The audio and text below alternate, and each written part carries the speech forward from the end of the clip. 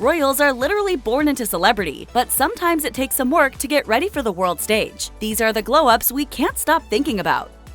Before she lit up the tabloids as Prince Harry's girlfriend, Meghan Markle was turning heads as an actress and model. She's a self-made woman with beauty, grace, and charm. But of course, no fairy tale is without its setbacks. From struggling with her multiracial identity to a very public divorce to knocking down the patriarchy, Markle's obstacles have only made her stronger. Born Rachel Meghan Markle on August 4, 1981, Markle comes from a showbiz background. Her dad, Thomas Markle, is a cinematographer. And as a kid, Markle tagged along to set, spurring her interest in showbiz. But things weren't as easy as they seemed for the budding actress. Markle's dad is Caucasian, while her mother, Doria Ragland, is African American. Markle wrote in Elle about not knowing where she fit on the racial identity spectrum thanks to a classroom questionnaire and not knowing which box to check. My teacher told me to check the box for Caucasian. I couldn't bring myself to do that, to picture the pit in her belly sadness my mother would feel if she were to find out. So I left my identity blank, a question mark, an absolute incomplete, much like how I felt. Later, her father told her, "If that happens again, you draw your own box." Markle has carved out a place for herself in an industry that wasn't always willing to accept her. She described her frustrations with entertainment industry labels in Elle, saying, "I wasn't black enough for the black roles and I wasn't white enough for the white ones, leaving me somewhere in the middle as the ethnic chameleon." Even after Markle achieved stardom, Hollywood still tried to minimize her features. She told Allure, "To this day, my pet peeve is when my skin tone is changed and my freckles are airbrushed out of a photo shoot. For all my freckle-faced friends out there, I will share with you something my dad told me when I was younger. A face without freckles is a night without stars." In 2015, Markle recounted a story on her now-defunct website, The Tig, that was relayed to her by her grandfather. When Markle's mother was young, the family went to Kentucky Fried Chicken and because of their color, were forced to eat in the parking lot instead of inside. Markle wrote, "That story still haunts me. It reminds me of how young our country is, how far we've come, and how far we still have to come. It makes me wonder what my parents experienced as a mixed-race couple." Today, Markle says those stories instilled in her a social consciousness to do what I could and to, at the very least, speak up when I knew something was wrong. As Markle first struggled to distinguish herself in Hollywood, one of her early television appearances was in 2006, as a briefcase girl on the game show Deal or No Deal. Just 25 years old at the time, Markle said the experience helped her understand what she really wanted to do. No one ever chose her suitcase, forcing her to stay on her feet for the entire game. She said, "I would end up standing up there forever in these terribly uncomfortable and inexpensive 5-inch heels just waiting for someone to pick my number so I could go and sit down. It wouldn't be long before she'd slip into some nicer kicks." Landing the role of Rachel Zane on the legal drama Suits transformed Markle into a star. In 2011, the 29-year-old began filming the series, saying that right away the show stole her heart. The character of Rachel is not only beautiful but also whip-smart, what Markle referred to as the dream girl. Her role didn't just launch her career but broke ground by landing a multiracial woman on TV. She said, "Some households may never have had a black person in their house as a guest or someone biracial. Well, now there are a lot of us on your TV and in your home with you. And with Suits specifically, you have Rachel Zane. I couldn't be prouder of that. We're Team Rachel all the way." Markle may have followed her father's showbiz footsteps, but she also got an education, like her mom, who earned a master's in social work from USC. Markle herself graduated from Northwestern in 2003, where she double majored in theater and international studies. Using her degrees, Markle not only acts, she has also worked for the U.S. Embassy in Buenos Aires and as a UN women's advocate. And Markle's already making waves. In 2016, at the age of 35, she took part in the One Young World Summit, joining other young adults who are working to transform the socio-political landscape. Markle believes that her fame is a wonderful opportunity, telling Elle, "It also includes responsibility, to advocate and share, to focus less on glass slippers and more on pushing through glass ceilings, and if I'm lucky enough, to inspire." Markle's been advocating for women since way back. At the age of 11, she recalls seeing a commercial played on the TV in her classroom claiming, quote, "Women all over America are fighting greasy pots and pans." According to her, the boys in her class exclaimed, "Yeah, that's where women belong, in the kitchen." Markle went home and wrote letters to civil rights lawyer Gloria Allred and then First Lady Hillary Clinton. Moved by the young girl's outrage, the women pledged their support, and within a few months, the commercial was edited. Now, people all over America were fighting greasy pots and pans. Today, Markle eschews feminist stereotypes. In a 2016 keynote at the Create and Cultivate conference, Markle was asked by an audience member how she balances being feminine with being a feminist. Markle said, "You don't have to play dress up to be a feminist. You are a feminist exactly as you are." Markle dated producer Trevor Engelson for several years before the celebrity power couple became engaged. The pair were married for just 2 years before divorcing in 2013, making the split public shortly after Markle's 32nd birthday. While the split seemed amicable at the time, Markle's divorcee status was scrutinized by the public when she became involved with Prince Harry in 2016. The actress distanced herself from the gossip, even shutting down her lifestyle site The Tig as she was thrust into the spotlight. Her parting message: above all, don't ever forget your worth. As I've told you time and time again, you, my sweet friend, you are enough. Prince William has undergone quite the stunning transformation, from his early heartthrob status as a young prince at the University of St. Andrews to his current life as a doting husband and dad. Here's just how much the royal has changed over the years. Obviously, Prince William's mother was Princess Diana, and while being born into the royal family would always mean Prince William was a bit of a celebrity, he was likely a little more beloved because of who his mother was. Princess Diana was known as the people's princess because the public absolutely loved her and felt connected to her. So when she had her first child, people everywhere were thrilled. Prince William was actually born at the exact same hospital where he and his wife would eventually welcome their 3 children. The royal was born at the Lindo Wing of St. Mary's Hospital in London on June 21, 1982. His full name, William Arthur Philip Louis, wasn't announced until a week later, on June 28, 1982. Additionally, as Prince William's parents were Prince Charles and Princess Diana, he became the first child born to a Prince and Princess of Wales since 1905. Basically, to say his birth was pretty historic would be quite the understatement.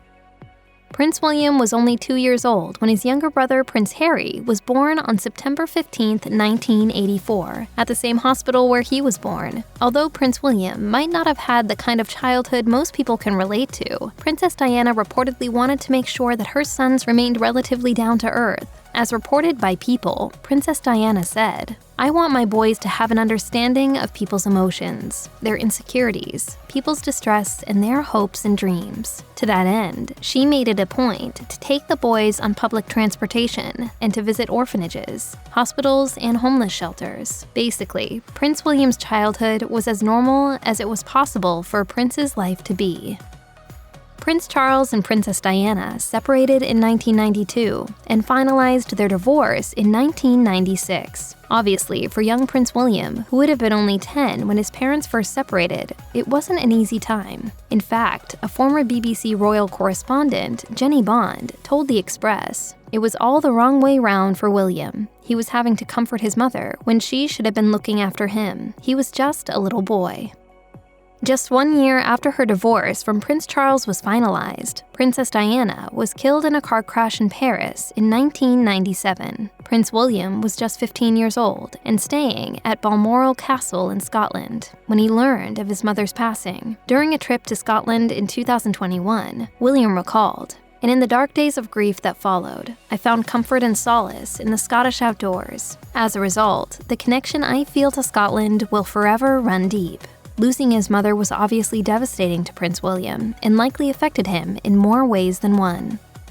So how exactly did Prince William react when, in 2005, his father married Camilla Parker Bowles? Penny Jr., author of The Firm, said of the complicated situation, "The official line was that both boys were delighted at their father's happiness. Sure enough, privately, their mood was more one of acceptance than undiluted joy at the prospect of having Camilla as their stepmother." Additionally, body language experts explained that Prince William showed signs of unease during Prince Charles's wedding everything to Camilla. Apparently, things weren't all peachy behind the scenes, and Prince William may not have been all that thrilled that his dad remarried. Like many high school graduates, Prince William went on to college, and when Prince William went to the University of St. Andrews, he was actually able to have a pretty normal college experience. Specifically, the media and the royal family came to an agreement that the press wouldn't follow William around at college if he gave an interview on his first day, which he did. So Prince William was free to live his life at university, and it was there that he met his future wife, Kate Middleton. According to Middleton herself, their first meeting was about as normal as you could get, minus the fact that Middleton was meeting a literal prince. As the Duchess of Cambridge revealed in her official engagement interview with Prince William, "Well, I actually think I went bright red when I met you and sort of scuttled off, feeling very shy about meeting you." We did become, very close friends from quite early on. Not being stalked by paparazzi seemingly allowed Prince William to come out of his shell while away at school.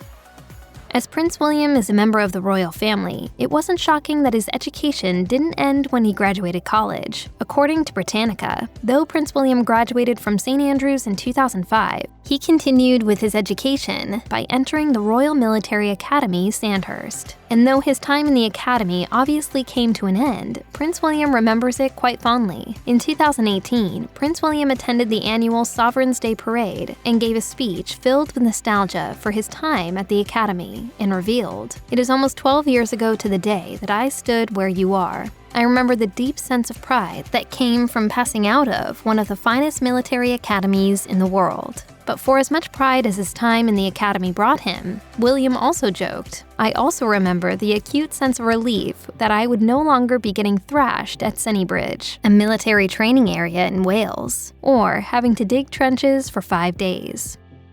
On April 29, 2011, Prince William tied the knot with Kate Middleton in one of the most historic wedding ceremonies to date. The nuptials included celebrity guests and gorgeous flowers, and Kate wore a custom dress from Alexander McQueen designer Sarah Burton that went on to inspire dozens of wedding looks for future brides. Basically, it was a huge day for Prince William, and during his engagement interview, it was clear he was excited to marry the love of his life. When asked how he felt about having such a public engagement and eventually such a public wedding, Prince William revealed, "Massively excited, quite happy when the interview's over, but no, we are hugely excited and we are looking forward to spending the rest of our lives together, and seeing what the future holds."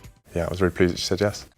After Prince William married Kate Middleton, the two went on to live quite the fairy tale life, and they started their own family together. Their oldest child, Prince George, was born on July 22, 2013. Then came Princess Charlotte, who was born on May 2, 2015. Finally, Prince Louis was born on April 27, 2018. All 3 children were born in the same hospital that Prince William himself was born in. Becoming a father seemed to have had a great impact on Prince William, as he revealed in the BBC documentary, Football, Prince William and Our Mental Health. Having children is the biggest life-changing moment. It really is. I think when you've been through something traumatic in life, my mother dying when I was younger, the emotions come back in leaps and bounds.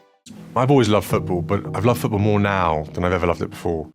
Sadly, Prince William had to say goodbye to his grandfather, Prince Philip, in April 2021. Prince Philip definitely lived a long and full life, as he died at the age of 99. Still, it couldn't have been easy for Prince William to lose his grandfather. In a statement, William shared, "My grandfather was an extraordinary man, and part of an extraordinary generation. Catherine and I will continue to do what he would have wanted and will support the Queen in the years ahead. I will miss my grandpa, but I know he would want us to get on with the job."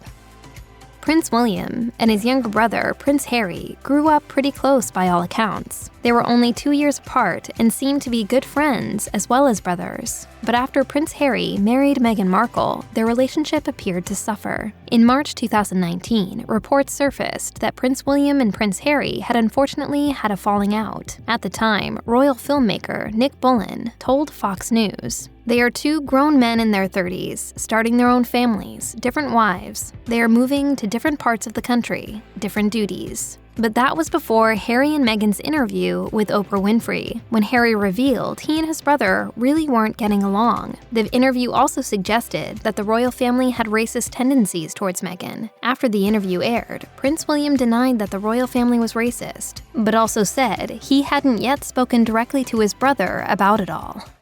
We're very much not a racist family. It would appear as though their brotherly relationship is more strained now than ever before. Pippa Middleton was thrust into the spotlight when her sister became the Duchess of Cambridge in 2011. From simple beginnings to not-so-welcome public attention, Middleton has worked hard to earn her success on her own terms. Here's a look at Pippa's stunning transformation. Growing up, Middleton had a normal childhood with a normal family and normal meal times. In particular, she's spoken about the family's meals each week and the expectations put on her and her siblings. She shared with Daily Mail, "We were taught to eat properly and to eat together as a family 3 times a day. As children, we didn't have anything different. We always ate what our parents ate. We had to stay at the table until we had eaten everything. There were no exceptions." Even though she had a normal childhood, she did come from a family with money. With this lifestyle and her sister's future association with the royals, Middleton has had to deal with some harsh assumptions from others throughout the years. Middleton dislikes being called a socialite. She spoke with Daily Mail about the word in 2016. Reflecting on the challenges she has faced throughout the years, she said, "People see me as someone privileged who has used my position to my advantage, that I don't really work, that I am a socialite. That word really irritates me, and that I'm a party girl without any substance." These assumptions are pretty far from the truth. As Daily Mail shared, Middleton worked hard since her teen years to reach her goals. She earned a sports scholarship for secondary school and studied English literature at Edinburgh University. As time has gone by, it's become clear that Pippa and sister Kate not only look alike, but share a similar style. Throughout the years, the two have been seen in similar outfit choices, showing that they've had similar transformations over time. From a good print to fabulous nude shoes and even the most stunning casual pieces, these fashion choices by the Middleton sisters have shown that they can rock any type of look. The big moment of recognition for Pippa Middleton came during her sister's wedding to Prince William in 2011. Unexpectedly, a great amount of attention was paid to Pippa's form-fitting bridesmaid dress, and her rear end was named the top body moment of 2011 by People. Suddenly, the world sort of took a collective gasp. Middleton shared her simple and direct thoughts about the fame and chatter her dress caused, saying, "I was surprised and still don't understand it." After the big royal wedding in 2011, Middleton was thrown into a world of press and public attention that was overwhelming. Middleton spoke to this new way of life that she had been forced to experience, saying to The Telegraph, "It is a bit startling to achieve global recognition, if that's the right word, on account of your sister, your brother-in-law, and your bottom." In 2014, the 30-year-old Middleton spoke with Today about the struggles she has faced due to this intense public attention. She said, "There is a lot of pressure I get in London, just my day-to-day routine. Occasionally, I might get followed by paparazzi. It's been a bit difficult. It's getting used to not being entirely private. It's even gone as far as bullying." She spoke to this as well during the interview, saying, "I have felt publicly bullied a little bit when I read things that clearly aren't true. I'm just trying to live a life like any 30-year-old. Pippa Middleton and her sister, the Duchess of Cambridge, have made sure to keep a sisterly relationship that is as normal as possible as the years have passed. During an interview with Today in 2014, Middleton spoke to this bond with her sister, saying, We spend a lot of time together. We still do a lot together as a family, and I think that's sort of the heart for all of us, is having a really close family.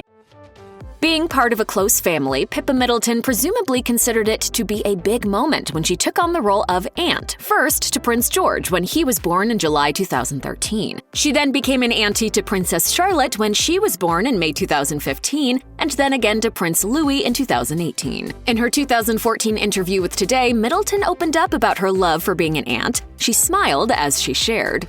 He's amazing. He's a very, very dear boy, and he's brought a lot of pleasure and fun for all of us, the whole family.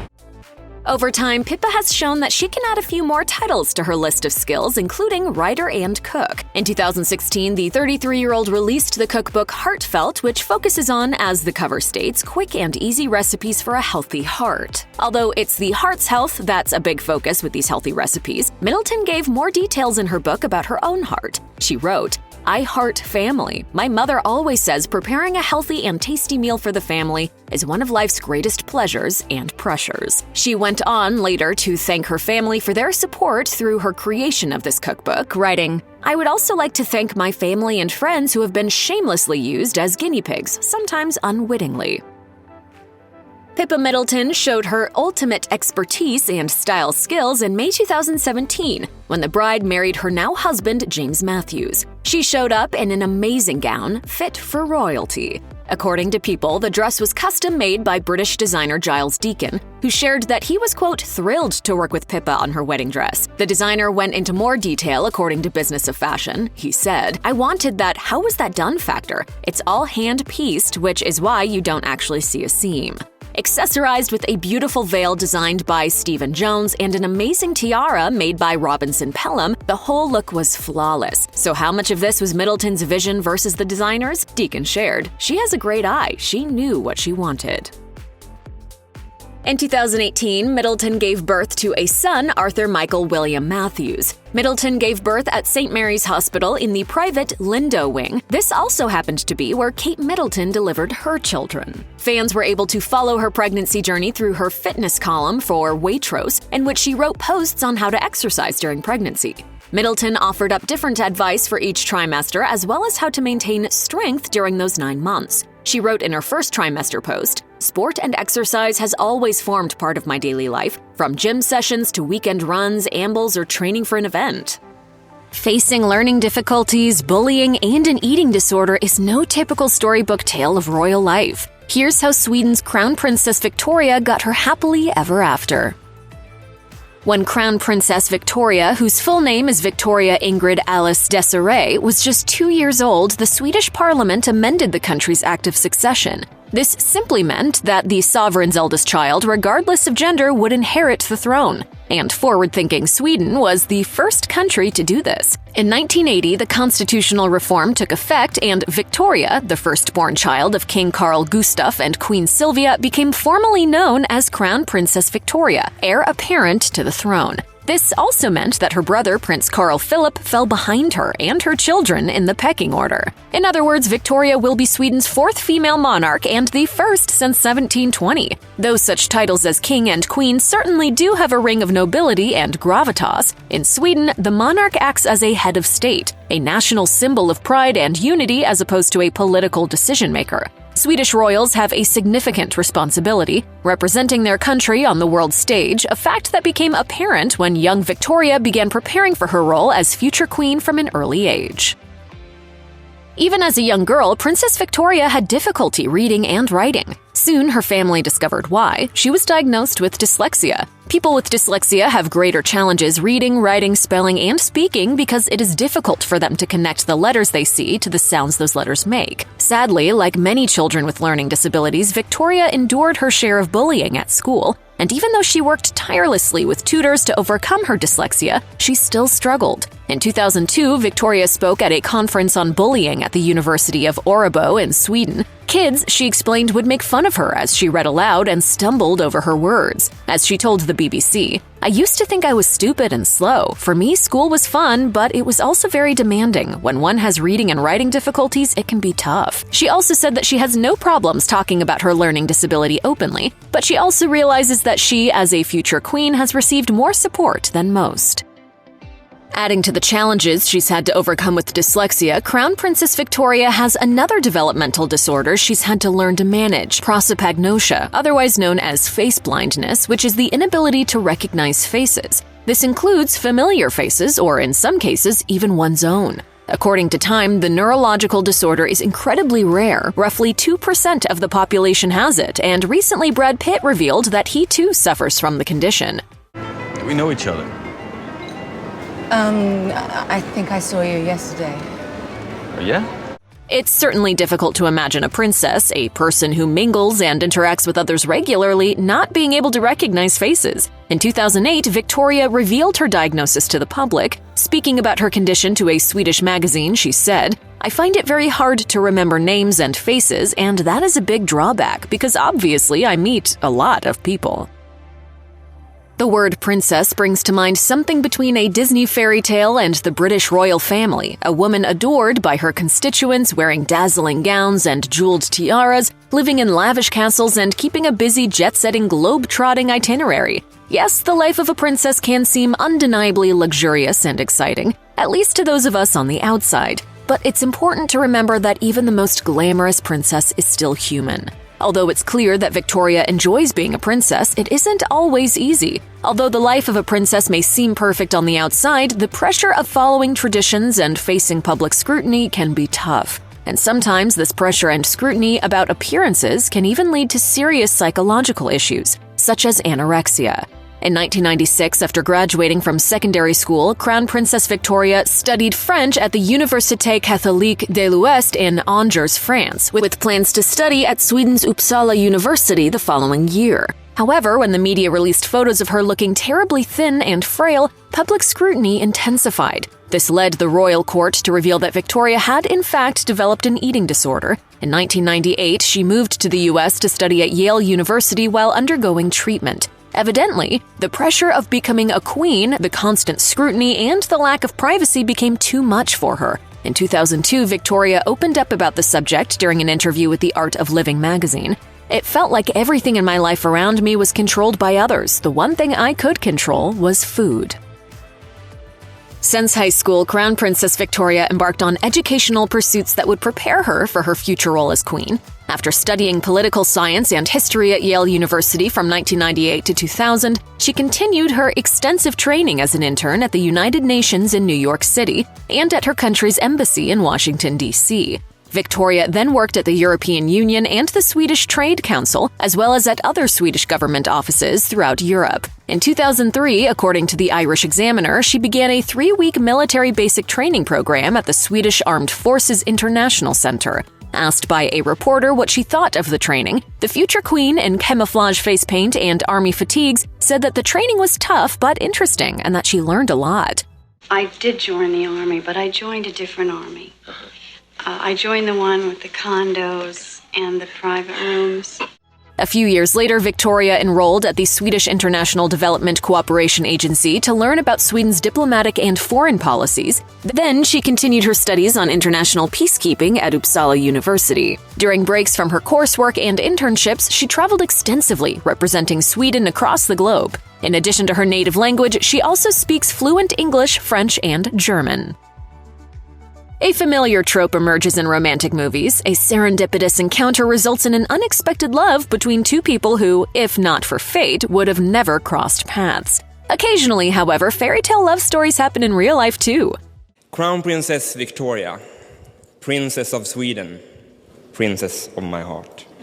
Not surprisingly, fitness plays an important part in this royal love story. When Princess Victoria moved back to Sweden after college, she joined an upscale gym, getting to know the owner, Daniel Westling. According to Vanity Fair magazine, Westling served as her personal trainer, and the two developed a deep friendship as she recovered from her eating disorder. Afraid of her parents' reaction, she kept their relationship secret, knowing Daniel wouldn't be readily accepted since he was not a royal. Eventually, she came clean, and although her parents disapproved of the relationship at first, they eventually embraced Daniel as Sweden's future king. The couple announced their engagement on June 19, 2010, after their 8-year courtship, reported the Sunday Times. On the big day, over 500,000 people piled onto Stockholm's streets to watch the royal event. Victoria, Ingrid, Alice, Desiree. Before the wedding, the groom told CNN, "The Queen's main task is to support the King, and in my case, it is to support the Crown Princess in their very important work. If I can do it in the same way the Queen does, I would be more than satisfied." Crown Princess Victoria and Prince Daniel welcomed Princess Estelle in 2012 and Prince Oscar in 2016, making the young princess and prince future monarchs behind her mother. One way in which Victoria prepared her children for their royal duties included enlisting them in charity work. As Victoria explained in an interview with the Swedish magazine Svenskdam, she often discusses her philanthropic endeavors with her children, much like her parents did with her. The royal parents also bring Estelle and Oscar to charity events with them. In March 2022, for World Water Day, Victoria had her 2 children in tow as she met with WaterAid to discuss solutions for increasing access to clean water, sanitation, and hygiene in developing countries. In 2017, Crown Princess Victoria earned another impressive title, Godmother of Europe. As of this writing, she has 18 godchildren, and as the affectionate moniker denotes, she has a godchild in nearly every European country with a monarchy.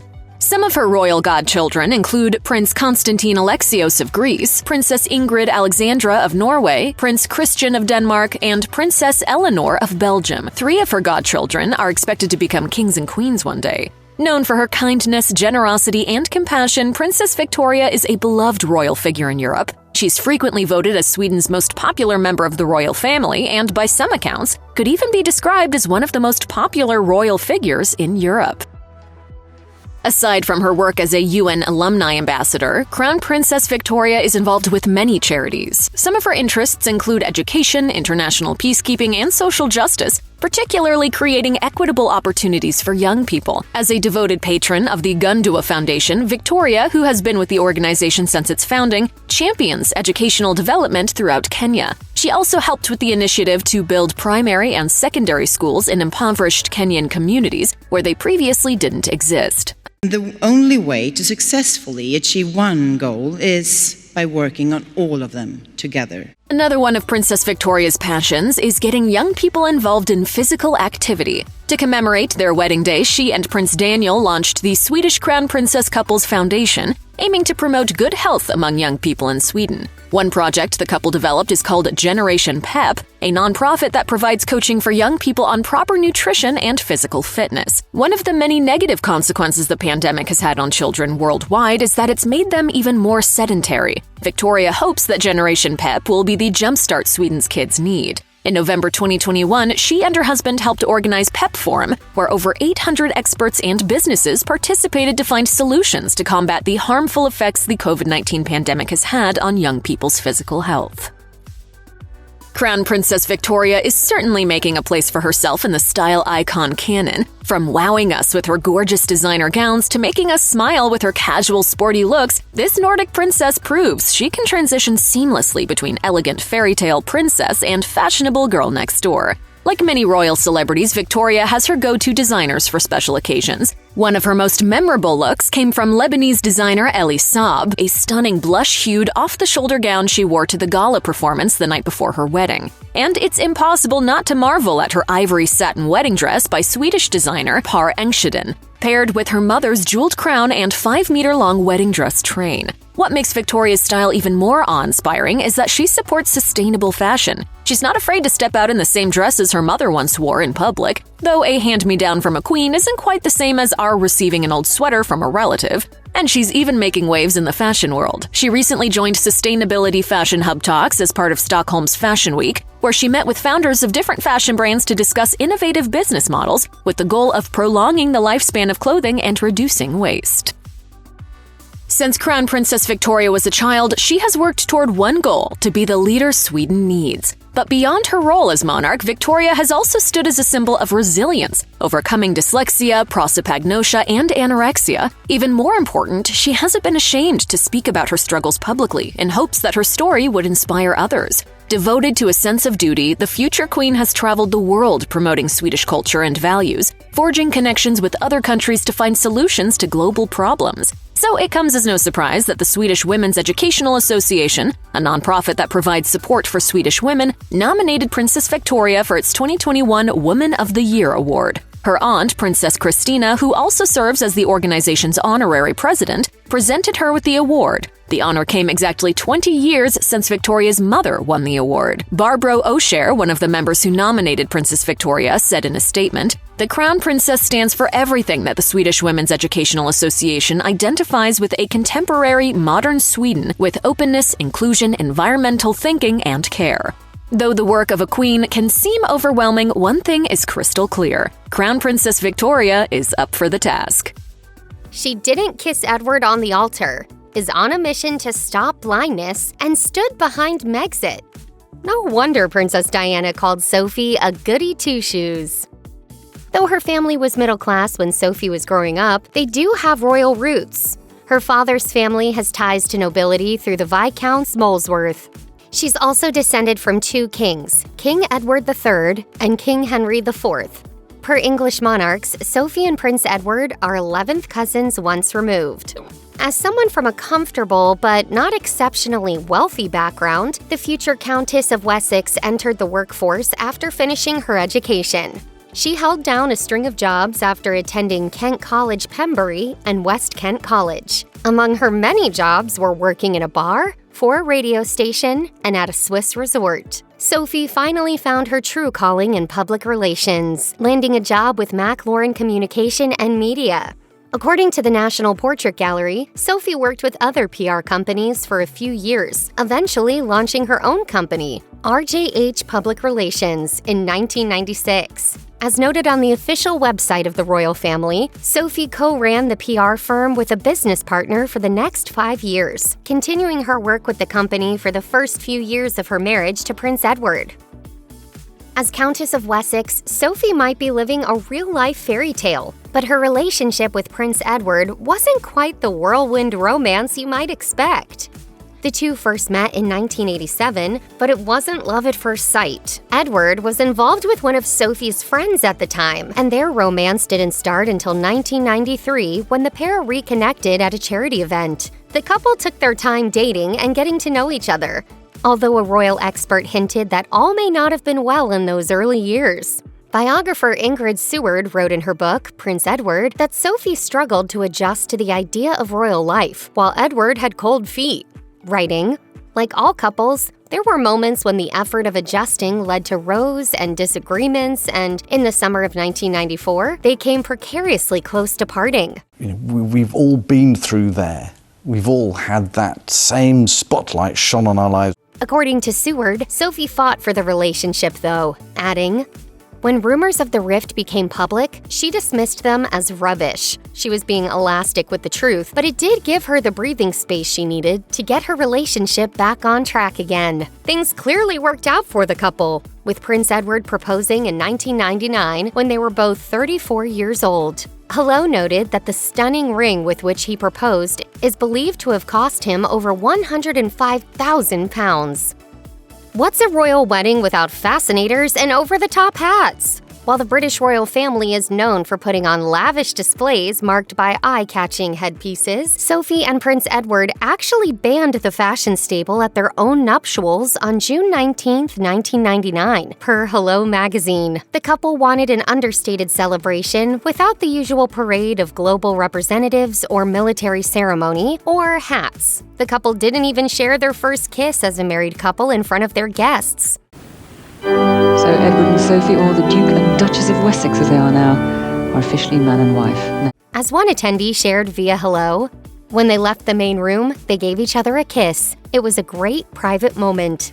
As far as royal weddings go, it was a very simple wedding, but it was also hardly devoid of glamour. As noted by Tatler, Sophie's gorgeous silk organza gown was encrusted with crystals and pearls, and she wore a tiara loaned by Queen Elizabeth II. Royal fans were eager to see the couple finally tie the knot, with 200 million viewers tuning in to the televised event. The Countess of Wessex is a powerful figure in her own right, but she spent her early years in the limelight in Princess Diana's shadow, drawing many comparisons to the Princess of Wales in the early years of her relationship with Prince Edward. Why? Well, they were of a similar age and both had blonde hair. The journalist Emma Cook claimed a lot of people were keen to forge the Sophie-Diana comparison, according to Express. Cook alleged that there was no love lost between the two women, with Diana allegedly calling Sophie, quote, "Little Miss Goody Two-Shoes," and reportedly questioning why Sophie wasn't torn apart by the press as Diana herself was. When Sophie officially joined the royal family in 1999, the world was still reeling from the death of Princess Diana 2 years earlier. But the comparisons continued. Sophie decided to share her thoughts, saying via the New York Post, "On an aesthetic basis, I wouldn't think anyone can be unhappy being compared with someone such as her." The Countess of Wessex has lived a comparatively low-drama life, but even she is not immune to scandals many other members of the royal family have suffered. In 2001, she came under fire after leaked conversations revealed some of her thoughts about the royal family and other prominent figures. Along with complaining about being compared to Princess Diana, she criticized a slew of people, including Cherie Blair, as well as her brother-in-law, the now King Charles III. The comments were tapped by tabloid reporters, posing as prospective clients of Sophie's PR firm. The public was outraged when she was reported as having tried to win the would-be clients' business by saying, "When people find we're working for you, the chances are you'll get people interested. They'll say, 'Oh gosh, they've employed the Countess of Wessex's PR company.'" The scandal prompted Sophie's early retirement from professional life. After it broke, Sophie announced she was stepping down as chairman of the company, noted The Washington Post. Just months after announcing she was stepping away from her company, Sophie suffered an ectopic pregnancy, per The Guardian. In 2003, she and husband Prince Edward welcomed a daughter, Louise, who was followed in 2007 by a boy, James. As she was adjusting to motherhood, she was also adjusting to life as a full-time working royal. It wasn't easy going from calling the shots to being a diplomatic presence for the many organizations with whom she supports in a royal capacity. As Sophie explained it to The Times, "I had to take a really big step back and go, okay, they want you to be the icing on the cake, the person to come in to thank their volunteers and funders, not necessarily to tell them how to run their communications plan." The official website of the royal family notes that Sophie is involved with some 70 organizations and charities. Among the causes she supports are young people, agriculture, and eradicating avoidable blindness. "Where there was darkness, there is now light." While Sophie's title is through her husband, don't mistake her for someone willing to simply follow in a man's footsteps. If there were ever any thoughts that she might be a placid princess, they've been put to rest. Over the years, Sophie has come into her own as an outspoken feminist who seems to have little patience for the conventions of royalty. Not only did she continue working after she got married, but she's also been clear about her desire to tackle royal life on her terms. The monarchy can be quite patriarchal. It wasn't until 2013 that the Succession to the Crown Act made it so that the oldest child of a monarch can inherit the throne. Prior to this, the oldest male child would become the next king, with a woman only able to take the throne if she had no brothers. Sophie's own son is ahead of her daughter in the line of succession, despite being several years younger. Sophie told The Times that she considers herself a feminist and that she and her husband tackle parenting duties equally. Hello Magazine noted that she's spoken out on feminist issues multiple times, notably calling on leaders of the nations of the Commonwealth to be part of creating, quote, "a feminist peace." She has also advocated for empowering women in the finance industry, saying, "If we make greater strides towards parity, then we all stand to win. There will be bigger slices of a bigger cake for everyone." The world was stunned in January 2020 when Prince Harry and Meghan Markle, the Duke and Duchess of Sussex, announced they were stepping back from the royal family. No longer actively working royals, the couple moved to the United States, where they're keeping out of the spotlight. The move proved to be a controversial one, with many dubbing the shock decision Megxit, with a palace insider even revealing to Sky News, "The Duchess of Sussex reportedly wanted to be the UK's Beyoncé when she married Prince Harry in 2018. The outrage only deepened after Meghan and Harry spoke out in a bombshell interview with Oprah Winfrey the following year, citing racism as, quote, "a large part of it." Amid the media frenzy, Sophie stood by her nephew and his wife, telling The Times, "I just hope they will be happy." While Sophie, Countess of Wessex, may not be one of the more famous members of the royal family, she's certainly one they couldn't do without. According to The Times, she attended more than 200 royal engagements in 2019, outpacing even her nephew, Prince William. Reportedly, the royal was also considered, quote, almost as another daughter to the late Queen Elizabeth II, according to former BBC royal correspondent Jenny Bond. She was also reportedly a source of support for the monarch towards the end of Prince Philip's life. Sophie has been busier than ever since Prince Harry and Meghan Markle stepped down as senior royals. Prince Andrew's fading from public life after his scandal in 2019 has also had an effect. The Independent notes that Sophie and Prince Edward have helped fill in the gap. And while the Countess is more visible than ever, her primary concern seems to be just doing her duties. As she told BBC Radio 5 Live, it means that there is more attention on what I'm doing. So from that perspective, that can only be a good thing.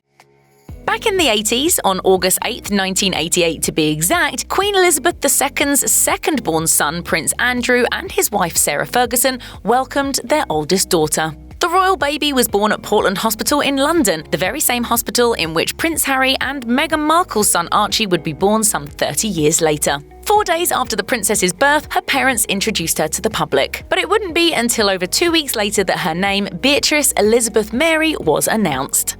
The AP confirmed in a 1988 report, the name Beatrice, which means bringer of joy, has royal roots. The youngest of Queen Victoria's 9 children was named Princess Beatrice.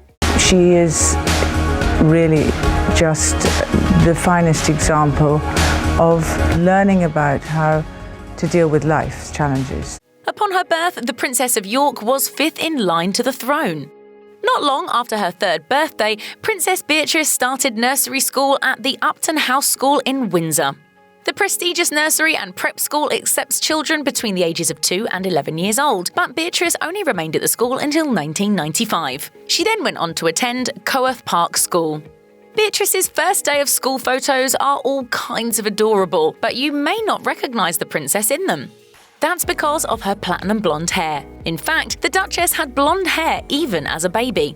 Over time, her locks gradually turned red and began to resemble her mother Sarah Ferguson's hair. According to the Duke of York's official site, Princess Beatrice began attending St George's School in Ascot, England in 2000, where she, quote, completed her A-levels in drama, history and film studies. Beatrice was also named head girl at the school during her last year there, a role which requires an appointed young lady from the student body to sometimes represent the school at public events. If you're a Harry Potter fan, you may be familiar with the use of the term. As it turns out, Beatrice herself is a Potterhead, and the books hold a special place in her heart. Beatrice revealed in a video for the Get Reading Festival in London, "When I was younger, I was diagnosed with dyslexia, which meant for me, sitting in front of a book was really hard until I discovered Harry Potter. And this character, this 11-year-old boy who suddenly gets off to school for the first time, captured my imagination, and suddenly reading was fun." Those little things that when you're very young, when you're trying to find your voice in the world, they can be a big stumbling block. The princess dubbed Harry Potter and the Philosopher's Stone the, quote, book that got her reading, and it remains one of her favourites today. Princess Beatrice and her younger sister, Princess Eugenie, are only a year and 7 months apart in age, and they're also very close to each other's hearts. Eugenie told Vogue, "We're each other's rocks. We're the only other person in each other's lives who can know exactly what the other one is going through." But if you think they've never had a fight, Beatrice reveals that they definitely have. She told the outlet, "One of the biggest fights we ever had was about a pair of Converse trainers. We have the same size feet, and both of us had identical pairs. One pair got trashed, and the other sister may have swapped them." But that's all water under the bridge these days. Beatrice says her little sis is, quote, amazing.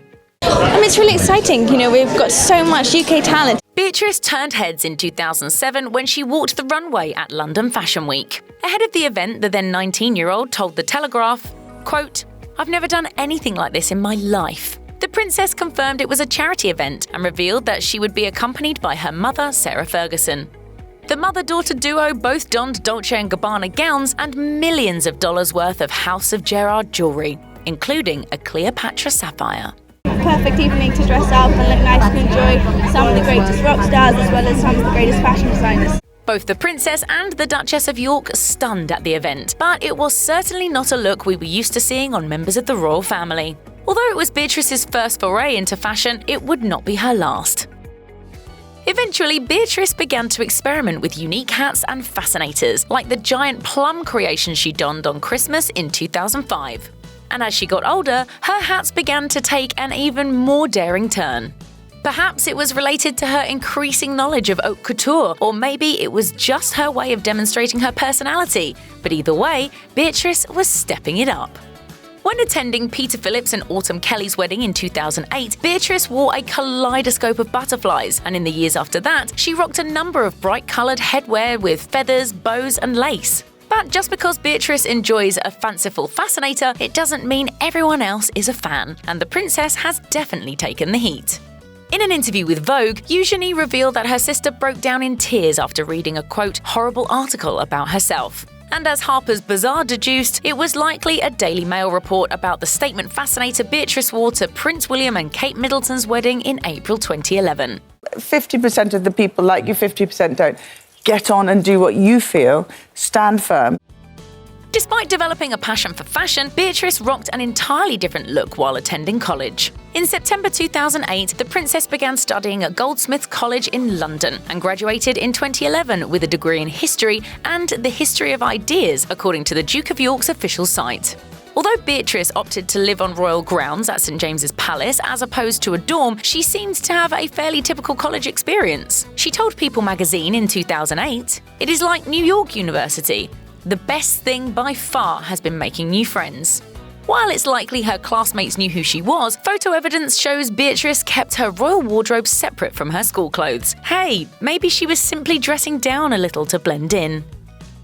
While visiting Spain in the late 2000s, Beatrice and her mum, Sarah Ferguson, were photographed on an early morning jog. Around that time, the princess had gotten serious about exercise. Beatrice's personal trainer, Nadia Fairweather, told Life and Style, "She was a little bit heavier and feeling really badly about herself, which is easily done. It's like living in a fishbowl, and everything you do, you're being told you're doing it wrong. It plays on all your insecurities, especially when you're an 18-year-old girl." Fairweather revealed that the princess trained outdoors in all the elements and never cancelled once, adding, "She basically started at zero. She'd never run a race when we first met." We all look good, we're all matching, and I think it's going to look slick. Beatrice's intense training led her to not only developing a love for running, but becoming the first member of the royal family to ever run the London Marathon in April 2010. These days, Beatrice is the VP of Partnerships and Strategy at software company Affinity, but initially after graduating college, she took a job as a research analyst for a private wealth firm, thus beginning a career in finance. But that's not all she was up to at the time. You've worked hard, you've got that job, you deserve it. You deserve that seat at the table. In 2009, Beatrice appeared in the movie The Young Victoria, which Sarah Ferguson co-produced. The princess played an unnamed lady-in-waiting, but it was no doubt a memorable experience. She told The Telegraph, "It was a great opportunity to recognise the incredibly talented people we have here in the film industry, working in front of and behind the camera."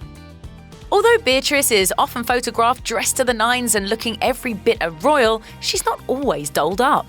In a 2018 profile of Eugenie and Beatrice, Vogue described the eldest daughter as looking like, quote, any other 29-year-old in weekend snooze mode, detailing her as wet-haired, makeup-free, tracksuit-clad and barefoot. She seemed, well, regular, the same word Beatrice herself used when telling the outlet about her upbringing. But she still and always has been a princess. Beatrice reflected on their decision to participate in a Vogue photo shoot, claiming, "It's hard to navigate situations like these because there is no precedent, there is no protocol." Beatrice and Eugenie revealed to Vogue that part of the reason they agreed to be interviewed is because of the increased attention the younger members of the royal family had been receiving. Around the time of Beatrice's 30th birthday, the sisters said they felt like it was a good time to let the public in, adding, "We want to show people who we are as working young royal women, but also not to be afraid of putting ourselves out there." One way in which Beatrice has put herself out there is through the anti-cyberbullying campaign Be Cool, Be Nice. As she was once a teen with dyslexia, the princess said things had been tough for her, and she later recognised the need to be, quote, supportive of our young people, given that our world is overexposed through social media. She told Vogue, "It's about looking at social media in a new way, how it can enhance your life and not just be defined by bullies, but turned into something positive." If I had something like Be Cool, Be Nice when I was growing up, I think I would feel very, very different, and I would feel that support, and I would feel like somebody was listening to me. Beatrice has likely been given a lot of advice over the years, but there's one tip she finds particularly valuable. She recalled to Vogue, "To live your life for you and be able to look in the mirror and know who you are." Both she and her sister Eugenie recognised the need to be authentic. The younger princess told the outlet, "Nowadays, it's so easy to recoil when you see a perfect image on Instagram, but it's important that it's real. We are real. We are very real." I'm pretty excited to continue this family tradition. However, the royals must tread a fine line between being genuine and revealing too much. Eugenie claimed that she once posted a picture to Instagram that happened to show a palace corridor. Apparently, the location wasn't available to the public and she got into hot water for it. While she now knows that she can't post those kind of things, she also doesn't want to post pictures that are too stuffy. Though finding the perfect balance is difficult, Beatrice, along with her sister Eugenie, often come across as, in their words, real. Growing up as a princess has meant an exciting life, but that's not all there is to Eugenie of York. From ending up in the ICU after surgery as a child all the way to her romantic royal engagement, this is the stunning transformation of Princess Eugenie. After being diagnosed with scoliosis, Princess Eugenie underwent corrective surgery at 12 years old. They put metal rods in my neck and 8-inch screws up my back, which have now fused together and keep me straight. She told UK magazine Tatler in 2008, "What was meant to be a 1-hour operation took 8, but it worked. It was terrifying, but actually it was more scary when they told me I needed to have it done in the first place." She wound up in the intensive care unit for 3 days after the surgery and then spent 6 days in a wheelchair before finally walking again. Eugenie shared her x-rays with the world on Instagram in June 2018 in support of International Scoliosis Awareness Day. When asked if she enjoys being a princess, Eugenie told Tatler in 2008, "I don't like talking about it much and find it annoying. One of my best friends jokingly says, 'Hi, princess,' and I say, 'Shut up.' It is one of the things that bugs me most in the world." Clearly not one to capitalize on or try to take advantage of her royal status. Eugenie reportedly only goes to Buckingham Palace for big occasions, and she visits the Queen's private estates only for Christmas and summer vacation. Nevertheless, she clearly reveres her grandmother, calling her, quote, "truly one of the most amazing women ever." Eugenie made art history a major focus of her education, and now works full-time in the art world. She explained to Harper's Bazaar in 2016, "I've loved art since I was very little. I knew I definitely wouldn't be a painter, but I knew this was the industry for me. I love being able to share my passion for art with people." After she graduated from university, she lived in New York for 2 years, where she worked as an art specialist with the online auction house Paddle 8. Since returning to London in 2015, she has worked as the assistant director of the London branch of Hauser & Wirth Contemporary Art Gallery. As she and Beatrice told Vogue UK, their role as royals who have both careers and royal responsibilities is unprecedented. As Beatrice put it, "We are the first. We are young women trying to build careers and have professional lives, and we're also princesses, and doing all of this in the public eye." Among many other philanthropic endeavors, Princess Eugenie co-founded the Anti-Slavery Collective, which advocates for better, more open discussions about modern slavery. She also partnered with Project Zero, an organization that seeks to greatly reduce the use of single-use plastics. She told Vogue UK, "It's been eye-opening. My whole house is anti-plastic now, and Jack and I want our wedding to be like that as well." There's Queen Elizabeth royalty, and there's Queen Letizia royalty. Who exactly is she, you may ask? How did she become the Queen of Spain? What's her royal scandal? Is she really from the working class? Stay tuned to find out more about this little-known royal queen. We often associate tiaras, palaces, and lavish gowns with royalty. Her thinking is based on tradition, and she is comfortable and confident in what she inherited. But Queen Letizia of Spain did not grow up with access to such riches. As noted by Vogue, the Queen was born in Oviedo, Spain in 1972 to working-class parents. Her father, Jesus Alvarez, worked in the news industry as an aspiring journalist, and her mother, Paloma Roca Solano, worked in the medical profession as a nurse. By all accounts, she had a very normal childhood. She attended La Gesta School in Oviedo and later Ramiro de Maeztu High School. After completing her elementary and high school education, Queen Letizia of Spain set her sights high. She first received her undergraduate degree in journalism from Complutense University of Madrid. Later, she went on to get her master's degree in audiovisual journalism from the Institute for Studies in Audiovisual Journalism. While we don't often associate higher education degrees with royalty, given the traditions of private tutors and the limited time to commit to school, Letizia certainly breaks the mold of royal intellect. Even though she's no longer a working journalist, she is no stranger to her alma mater. Letizia attended Complutense University of Madrid's 50th anniversary celebration and even received the title of honorary alumni while paying tribute to her school. As for the school itself and Letizia's credentials, it's no wonder she had such a lucrative career. The school is one of the most reputable senior institutions in Spain, and it's responsible for 7 Nobel Prize winners. Talk about a legacy. Given Queen Letizia of Spain's impressive alma mater, it makes complete sense that she hit the ground running after receiving her master's degree. One of her earliest reporting jobs was with the daily La Nueva España, and from there, Letizia made her way over to the Siglo XXI newspaper. After that, she continued securing other reporting jobs, including CNN+, which was a 24-hour news channel in Spain. Letizia stayed with CNN+ for over a decade. When her time with the network came to an end, she was hired as the anchor for Television Española's flagship program. With time, Letizia's career as a reporter escalated in an incredibly successful way, and she was trusted to cover some of the early 2000s biggest stories. One of her first major stories came when she covered the horrifying events of 9/11. She clearly proved that she had what it took to be successful on the ground, going on to cover the invasion of Iraq that soon followed. Shortly thereafter, in November 2002, Letizia was on the scene once again when she reported on the devastating sinking of the Prestige oil tanker located on the Galicia coast. She was certainly getting the kind of attention that any up-and-coming journalist wants, and her efforts were turning heads. When we think about royal scandals, we often think of Prince Charles's affair with Camilla Parker Bowles or Prince Andrew's troubling past and allegations. However, head-turning affairs and private lives aren't exclusive to the British royal family. As it turns out, Queen Letizia of Spain has a little bit of a skeleton in her marital closet. Who is this woman? Is she a saint or a swine? Letizia met high school teacher Alonso Guerrero Perez when she was just 16 years old. He was 25 at the time, and the two sparked a love affair that would go on to last a decade. They clearly had intentions to see their relationship through because Letizia and Perez got married in a civil ceremony in 1998. However, the union was not built to last. The future queen and her former high school literature teacher got divorced in 1999, just 1 year after they were married.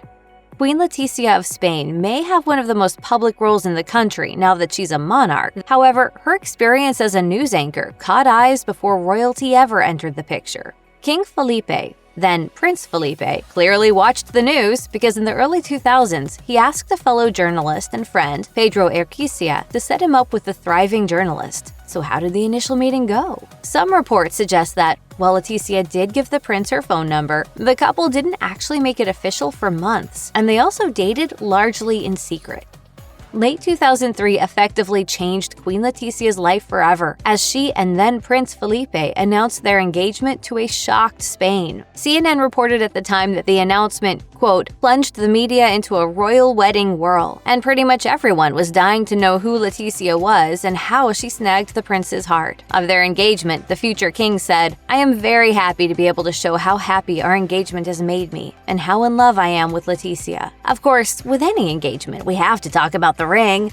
And thanks to Express, we have the info. Felipe got down on one knee with an unexpected engagement ring that featured no center stone, but rather 16 baguette diamonds with white gold inlay. The ring was designed by Suarez, and while it's absolutely stunning, it's hardly ever seen on the Queen's ring finger anymore.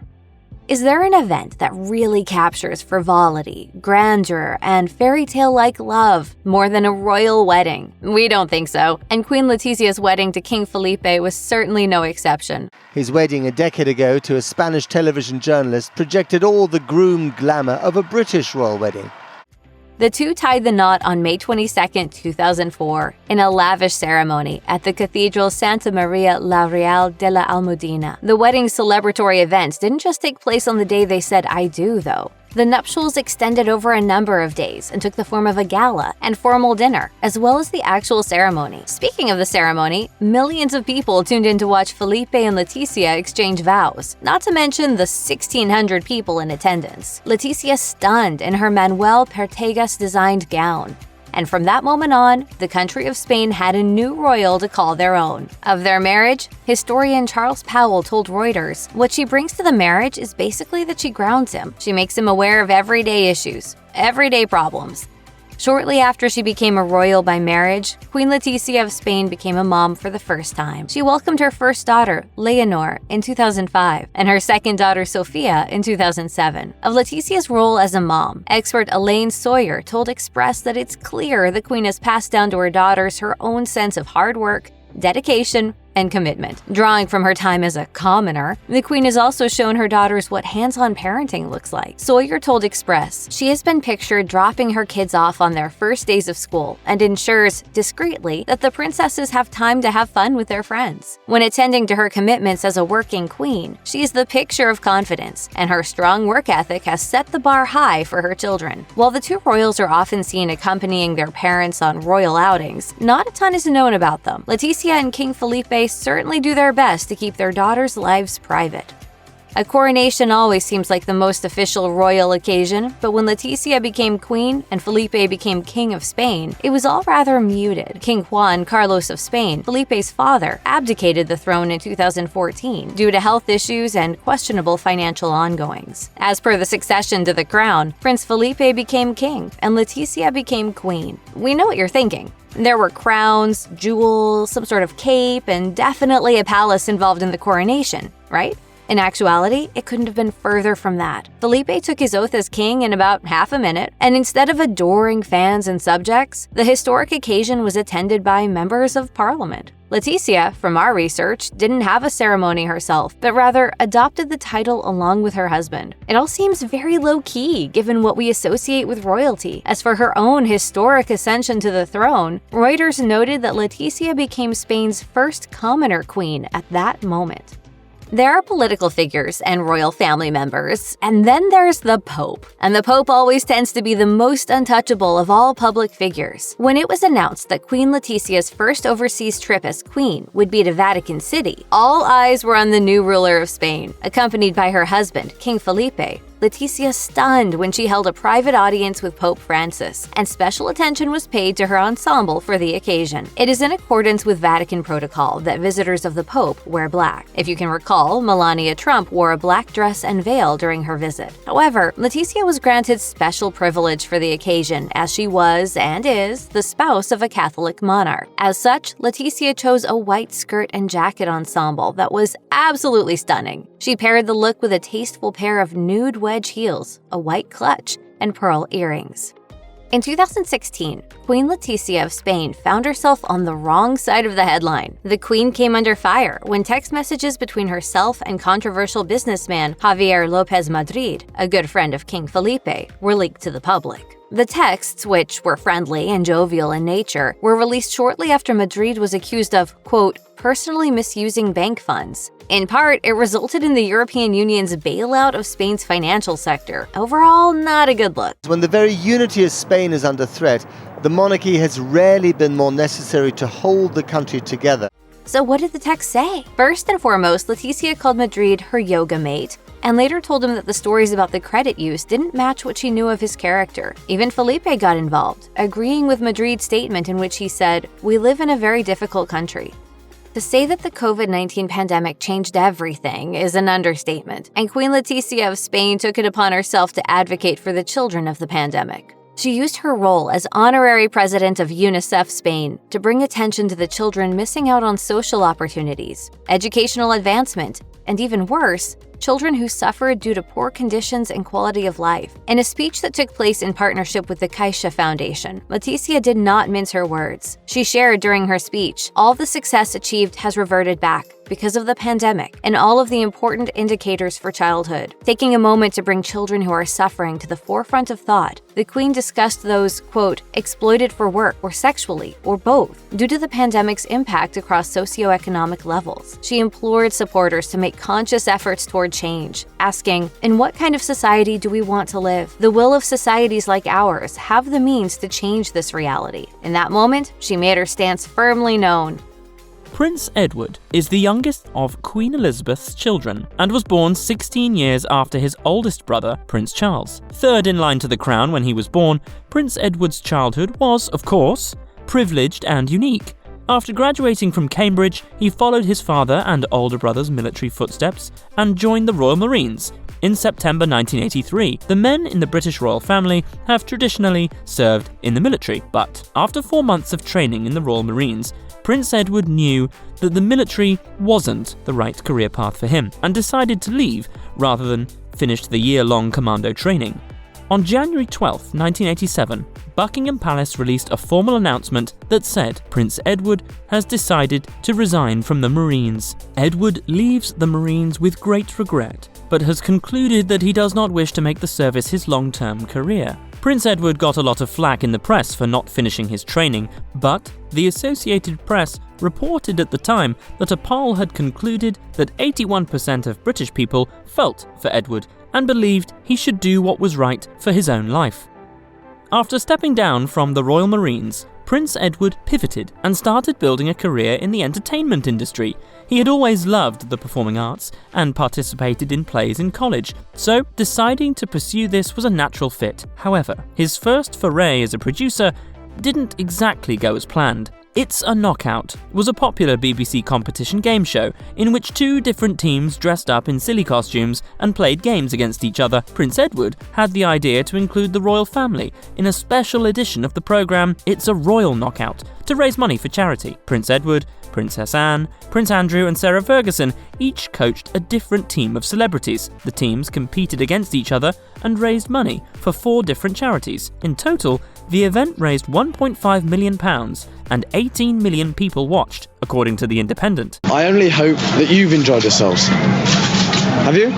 While that sounds like a massive success, the press was not kind. The Independent had some harsh words about the show, writing, "The young royals inadvertently mocked the real costumes and ceremonies of their own House of Windsor. The public was not used to seeing the royal family goof around, even if it was for a good cause, and the consensus was that the show had demeaned the monarchy."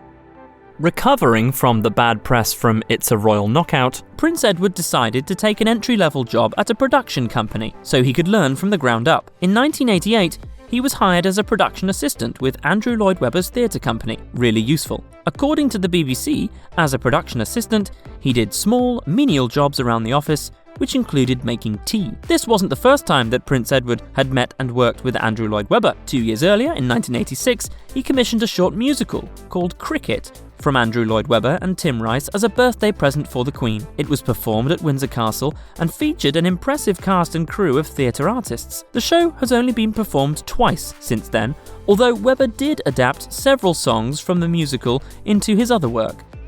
Prince Edward spent 2 years working at Really Useful, and then left to form his own theatre production company with a few friends. But the theatre business proved difficult, and the company closed in debt. So, in 1993, Prince Edward decided to pivot into television and founded Ardent Productions, according to The Guardian.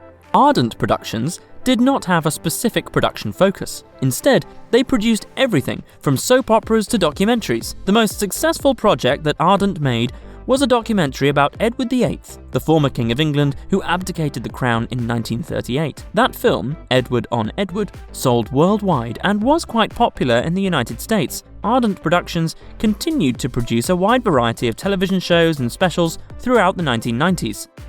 Not only was 1993 a pivotal year in Prince Edward's professional life, but it was also fundamental in his personal life. He met and began dating his future wife, Sophie Rhys-Jones. While Prince Edward was a professional and not a working member of the royal family, he did have some philanthropic royal duties, which included the Prince Edward Summer Challenge for charity. The challenge was to play Prince Edward's favourite sport, real tennis, for as long as possible. At the time, Rhys-Jones was working as a young public relations professional and was helping out with a promotional shoot for the event. She stepped in to pose with Prince Edward for pictures during the shoot, and the couple quickly hit it off. They started dating soon after. Of course, there was a media frenzy when the press discovered that Sophie and Prince Edward were dating. In December of that year, Prince Edward sent a formal letter to the press begging for their privacy. According to the New York Times, he wrote, "I am taking this unusual step of writing to you directly in the hope of stopping your reporters and photographers from destroying that part of my life that I am entitled to regard as private, and more importantly, Sophie's life. Please, will you call an end to your harassment of both Sophie and me and allow us to try to carry on our lives as normal?" We've been subjected to massive intrusion and all the rest of it, and we all deal with it in different ways. Prince Edward proposed to Sophie in December 1998, after the couple had been together for 5 years. Acknowledging that the couple had been together for a long time, Judy Parkinson, author of Edward and Sophie, A Royal Wedding, recounted that Prince Edward had said, "It's impossible to understand why it has taken me this long, but I don't think it would have been right before. And I don't think she would have said yes." The couple opted for a simpler wedding, by royal standards. They got married in St George's Chapel, the venue in Windsor, where Prince Harry and Meghan Markle would get married in 2018. The ceremony took place at 5 p.m, and the dress code was relaxed, clarifying that the guests did not need to wear hats. 550 guests attended the ceremony and reception. Rhys-Jones wore a long-sleeved ivory dress designed by Stephanie Shaw, and a diamond tiara lent to her by the Queen.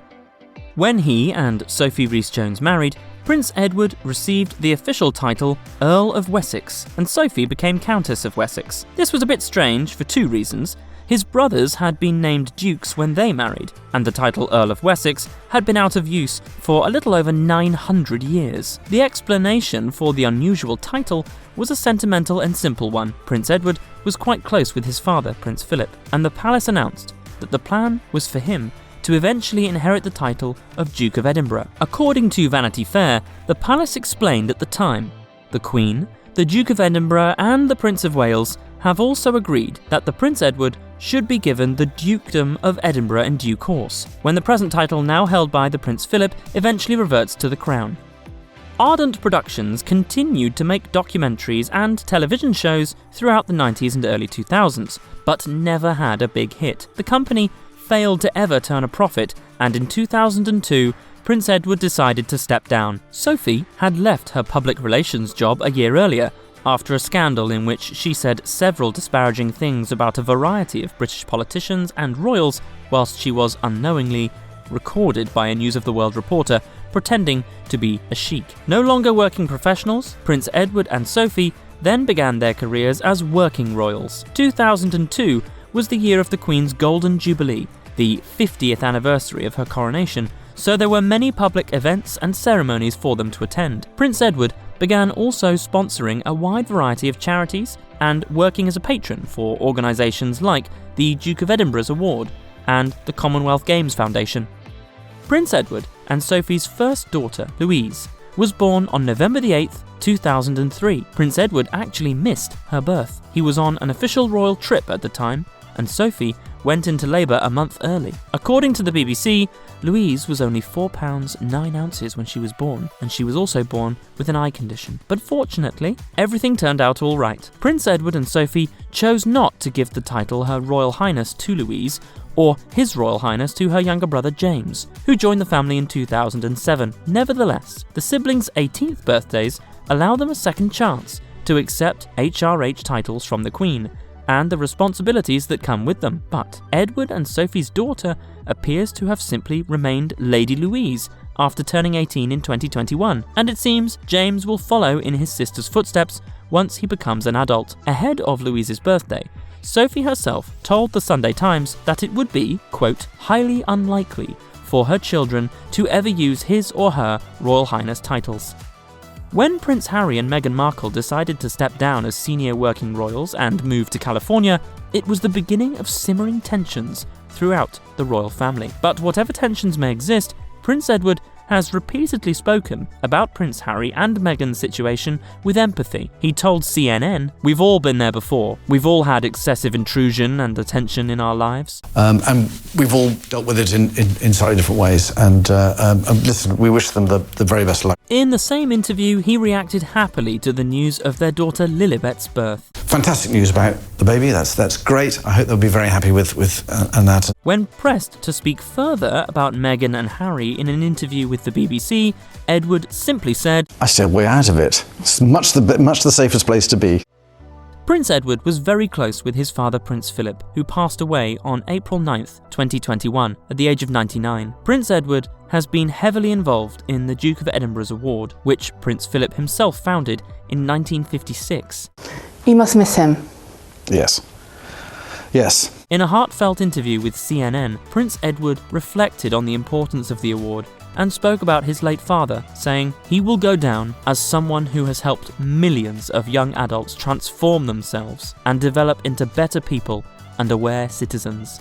He was the sort of person that, once met, never forgotten. Due to COVID restrictions, only 30 people could attend Prince Philip's funeral. After the ceremony, Prince Edward told CNN, "It was an experience that so many other families have had to go through during the past year or 18 months. And so in that sense, it was particularly poignant." Prince Edward's role as a down-to-earth, reserved spokesman for the royal family is expected to continue, as there are now only 7 working members of the royal family. Royal writer and journalist Penny Junor spoke to The Guardian about Prince Edward and Sophie's future as the potential faces of the British monarchy. She said, "Edward and Sophie are a very unroyal royal couple.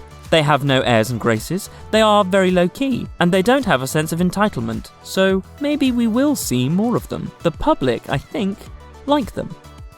Catherine Elizabeth Middleton was born on January 9, 1982, to parents Michael and Carol at the Royal Berkshire Hospital. A family friend who visited the future Duchess a week after her birth described Catherine, who would later go by Kate, by saying, "She was a lovely little baby, cherubic and chubby-cheeked and so good. I remember she didn't cry much at all." On September 6, 1983, Michael and Carol Middleton welcomed their second child, Pippa Middleton. Little did they know that their 2 baby daughters would someday be one of the world's most iconic sister duos. 4 months after Kate's second birthday, her father, a flight dispatcher, accepted a temporary transfer and moved the family of 4 to Amman, Jordan. Education was extremely important to the Middletons, so it comes as no surprise that Kate's parents enrolled her in the most expensive nursery for 3 to 5-year-olds in the district while living in Jordan. However, their investment certainly paid off. While attending the nursery, Kate learned Arabic, ate Jordanian foods, listened to passages from the Quran, and bonded with children of British, Japanese, Jordanian, Indonesian, and American backgrounds. Great training for a future world leader, wouldn't you say? Kate Middleton dabbled in the performing arts during her school days, but according to her former classmates and professors, the future Duchess was never one to seek out the spotlight. Peter Humphrey, who served as the head of the art history department during Kate's time at St. Andrews in Scotland, revealed to The Telegraph, "Kate kept quite a low profile. She did nothing to draw attention to herself. She was very discreet. From keeping a low profile to being recognized wherever she goes, one thing's for sure. The tables have certainly turned for Duchess Kate." Kate may have kept her head down in school, but that didn't prevent Prince William from noticing her. In an interview with the UK Press Association in 2010, William and Kate divulged some details about the early stages of their relationship, with Kate revealing her initial nervousness over meeting the Prince of Wales. I actually went bright red when I met you and sort of scuttled off, feeling very shy about meeting you. Over time, the two became close friends, even sharing an apartment in college as flatmates. But according to Kate's biography, William started to see Kate as more than just a friend after he saw her walking the catwalk in a super sheer mini dress designed by Charlotte Todd for a charity fashion show in 2002. For someone who never called attention to herself, the barely there number was definitely a departure from what friends had come to expect from Kate. And Prince William obviously liked the new look. After years of dating and one highly publicized breakup, William and Kate delighted royal fans everywhere when they announced their engagement in November 2010. The Issa wrap dress Kate wore for the royal engagement press announcement, which was fittingly royal blue, sold like hotcakes as soon as the public laid eyes on it. In fact, the dress's popularity caused its designer, Daniela Halale, to leave the label after experiencing an overwhelming demand for orders. Trends may come and go, but Kate Middleton's wedding dress still looks as stunning as it did in 2011. The fairy tale-inspired gown designed by Sarah Burton of Alexander McQueen featured intricate lace details, a Victorian-style silhouette, and a train nearly 9 feet in length. Of course, dressing a Duchess doesn't come cheap.